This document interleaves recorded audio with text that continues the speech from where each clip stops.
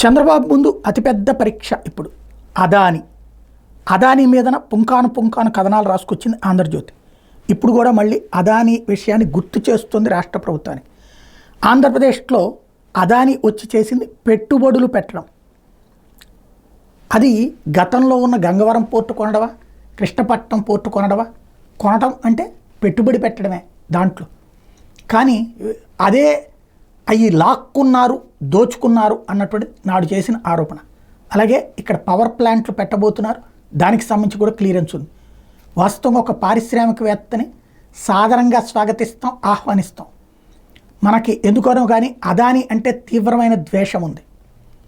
అది ఎందుకు అనేది అర్థం కానిది అనే కంటే కూడా అతను మోడీ మనిషి అన్నటువంటి ఒక ముద్ర, లేదా అదానీ అనేటువంటి ఏది ధనవంతుల పట్ల మనకుండే సహజ సిద్ధమైనటువంటి యావగింపు, ఈర్ష్య, అంబానీ అదానీల మీద ఉన్నటువంటి కోపం.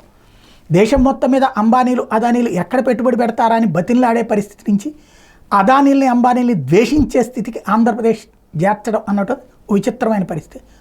ఇప్పుడు అదానీతో వ్యాపారాలు కొనసాగిస్తారా లేదా వద్దన్నటువంటిది జ్యోతి చెప్తుంది. మరి బాబు గారు ఏ నిర్ణయం తీసుకుంటారు? పారిశ్రామికవేత్తల విషయంలో ప్రభుత్వాలు మారినప్పుడు పారిశ్రామిక విధానాలు మారితే తప్పని ఇంతకుముందు అన్నాం, అమర్ రాజా విషయంలోనూ, కియా పరిశ్రమల విషయంలోనూ. ఇప్పుడు మరి అదానీ విషయంలో ఏం చేస్తారో చూడాలి.